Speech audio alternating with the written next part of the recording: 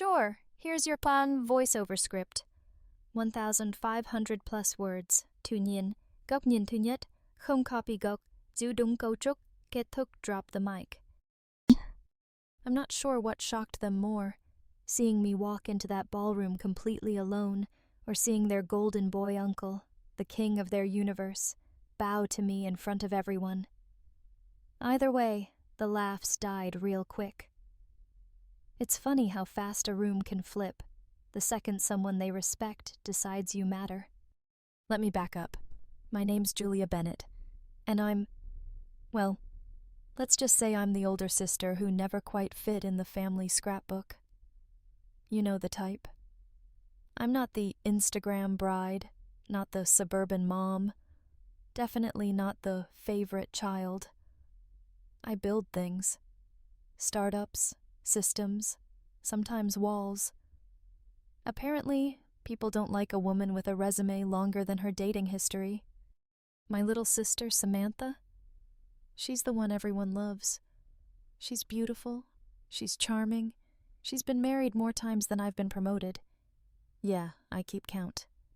And this time, she's hit the jackpot. Her new husband, Landon Pierce, comes from money, legacy, and a family who could probably buy half the town of Maplewood without breaking a sweat. It's their wedding. Of course it is. My parents called, emailed, texted. Julia, please, don't dress too flashy. Don't talk about work. Don't overshadow your sister. As if I ever could. It's Samantha's big day, Mom said, her voice syrupy sweet and brittle underneath. Don't make it weird, okay? Yeah, sure, Mom, I'll try. So, I bought a simple black dress, put my hair in a low bun, wiped off most of my ambition for the night, and flew in alone. Not because I couldn't find a date, not because I wanted sympathy. Just, I needed to remember how to stand tall when every instinct says run. Walking in, I felt every stare, every whisper, like stepping onto a stage in a play I didn't audition for. I heard someone near the entrance, one of Landon's aunts probably, lean over and say, "Is that the sister? The single one? Poor thing." Another woman actually laughed. All that success and not even a +1. Like I'm a sad little trophy that nobody wanted. Samantha? She didn't even look at me. She was surrounded by her new in-laws, taking photos like she'd just been crowned. My parents beamed, so proud, so perfect. I just melted into the background. I always do. You know, growing up, I was the odd one out. I loved numbers, built robots in the garage, skipped dances for hackathons. Samantha got applause. I got polite smiles and reminders to let your sister shine. I was weird. She was wonderful. The script was set a long time ago. And let me tell you, weddings are brutal when you're the odd one out, especially this kind. The ceremony was straight out of a movie. Giant floral arch, champagne fountains. There was a string quartet, a flower girl who looked like she belonged on a magazine cover, and guests who seemed hand-picked for the symmetry of the photos. I found my seat, way in the back, obviously, right between two cousins who seemed shocked I was solo. "Didn't think you'd come alone?" one of them said, swirling her martini, trying to sound impressed. I just smiled and let her fill the silence. At the head table, Samantha basked in her new family's attention. Her mother-in-law, Gloria, hadn't said 2 words to me all night but made sure to glance my way every 10 minutes, like she was inspecting a stain on a white dress. "She's the sister, right? The workaholic?" I caught that one, too. It stings. I'll admit it. No matter how many deals I close, no matter how many times I make the news, I still feel like the ghost at their table, unseen, uninvited, unneeded. During cocktail hour, Samantha did her big sister duty. She came over, smiled that perfect smile, said, "Just wanted to make sure you're okay." Like I was some lost child, not the woman who pays for her own life. "I'm fine," I said. She bit her lip, almost apologetic. Well, you're here now. That counts. And then she was gone, before I could ask if she even knew where I lived these days. The night dragged on. More whispers, more fake smiles, more, "Isn't she lonely?" One of Landon's cousins, a guy with perfect hair and nothing behind his eyes, joked, "Probably expects us to applaud her for showing up alone." Someone else snickered. "Career women, right? So impressive until you need someone to share a taxi with."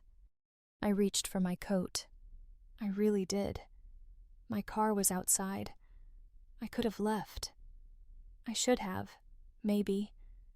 But something in me, pride, anger, stubbornness, kept me glued to that stupid chair. Then something happened. A hush. A shift.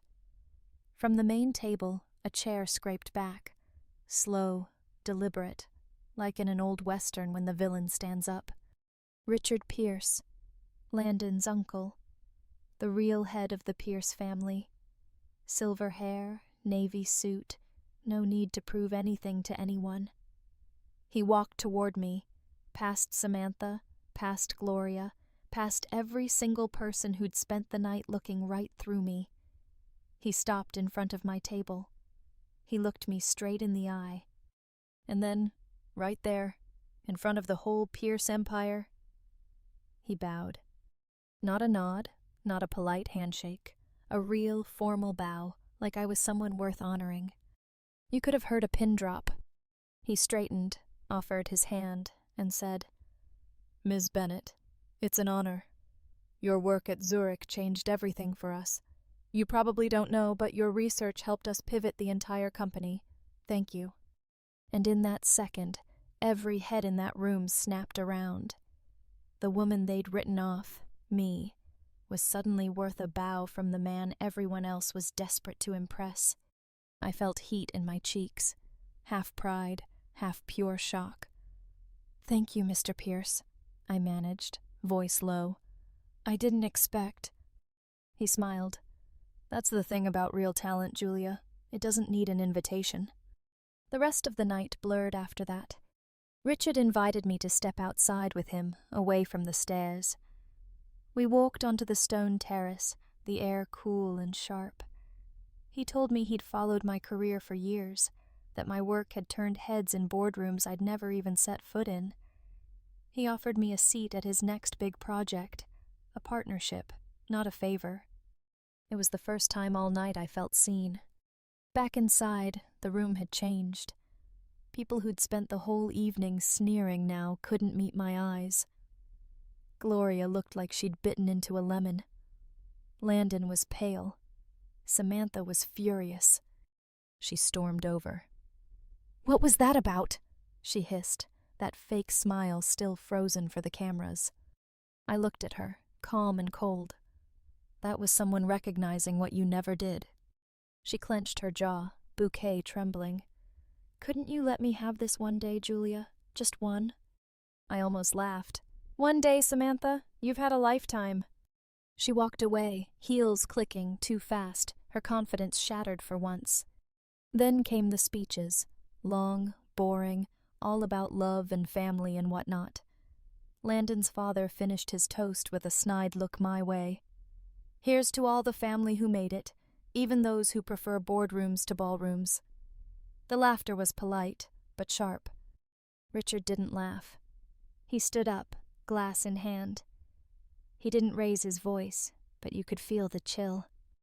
"It takes no talent to inherit wealth," he said, "even less to marry into it. But the woman sitting here tonight, she built something out of nothing.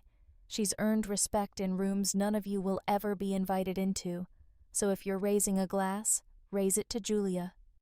The room froze. Even Samantha stared at the floor. My parents were stone silent.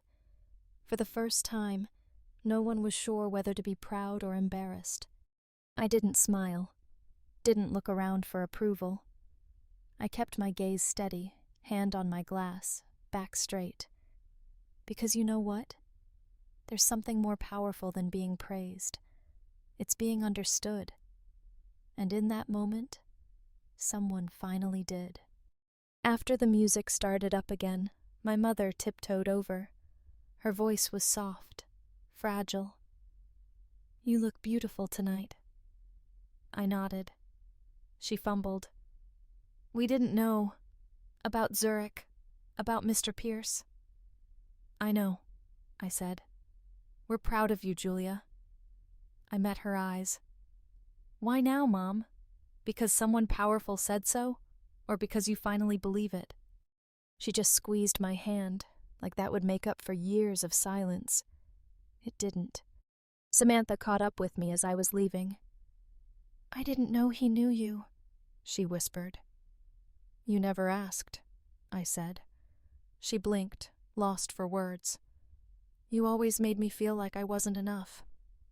I almost smiled. "Funny. You always made me feel like I was too much." That was the last thing we said. I left alone the way I arrived. But this time, nobody dared to laugh. I stood outside in the cold, watching the lights flicker across the windows, and for the first time, I didn't feel like an outsider. I felt free. So, was it justice or just a little overdue?